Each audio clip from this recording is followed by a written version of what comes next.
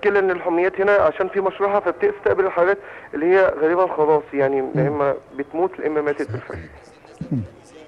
الاسماعيلي عندك عندك في المشرحه 22 جثه. دي في استاد القاهره ولا فين دي بالظبط؟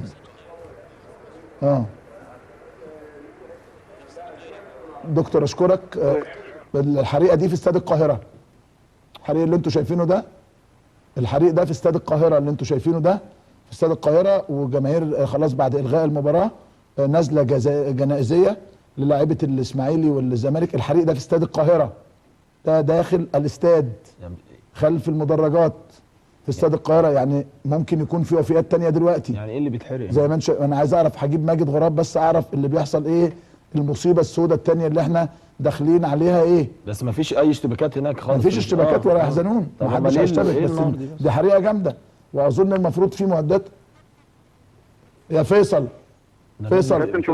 في حريقه دلوقتي في استاد القاهره عشان تنقل لعندك، ودخان اسود بيتصاعد ويبدو، وجماهير الزمالك بدات تجري والمباراه تم الغائها. واضح ان احنا داخلين على كارثه جديده كمان في استاد القاهره. يا رب بس يعرفوا يخلوا المدرج، لانه في كر وفر كمان موجود في الاستاد، والجماهير هتبدا تخلي المدرجات بهدوء. اتمنى ان يتم يعني ان احنا نلحق النار دي قبل ما تولع في الباقي كمان. ايه قول لي اللي عندك يا فيصل. كابتن، بناء على تعليمات الامن طبعا تم اخلاء غرفه ملابس النادي الاهلي، لانها كانت مكدسه جدا، ويمكن حالات الاختناق اللي الاطباء بيكلموا حضرتك عليها كان بسبب التكدس الرهيب حوالين المصابين. دكتور ايهاب علي بيقوم باجراء عمليات جراحيه دلوقتي، يعني عمليه ورا عمليه ورا عمليه لانقاذ ما يمكن انقاذه. الملعب تم اخلاء غرفه خلع الملابس، كل الجماهير توجهت الى منتصف الملعب. 6 عربيات اسعاف بتنقل المصابين، لكن في ظاهره خطيره جدا انه بعض الجماهير بدات تخرج من الملعب بشكل فردي.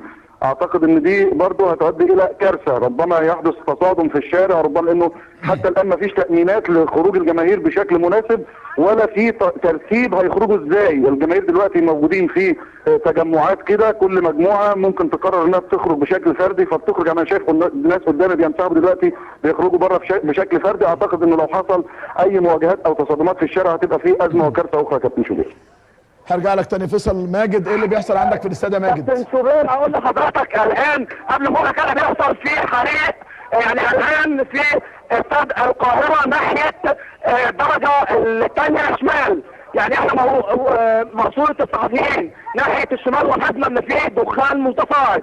الدخان بدا يزيد، والان بكاميرات مودرن كوره بنرصد ان في حريق بيزيد وبيزيد الدخان دلوقتي في الدرجه في استاد القاهره في الدرجه الثانيه على شمال المقصوره، مقصوره الصحفيين. كابتن شوبير، ايه سبب الحريق؟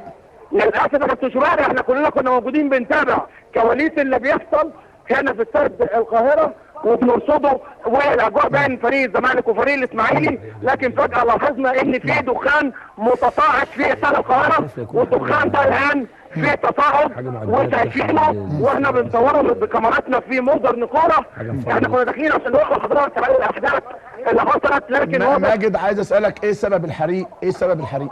للاسف مش واضح يا كابتن شوبير، لاني انا شايف الحريق على بعد وانا موجود في مقصوره الصحفيين، وبنحاول ان احنا نقرب، لكن الحريق اللي انا بقول لحضرتك الخبر مؤكد ومش عارفين. ايوه، ما الحريق قدامنا، احنا قدامنا الصوره يا ماجد، احنا قدامنا الصوره، شايفين الحريق خلف مدرجات الدرجه الثانيه. المطافي الان كابتن شوبير بتدخل عشان تتوجه لتدفئه الحريق، واحنا معانا مع المطافي لحظه بلحظه دلوقتي ومع حضرتك.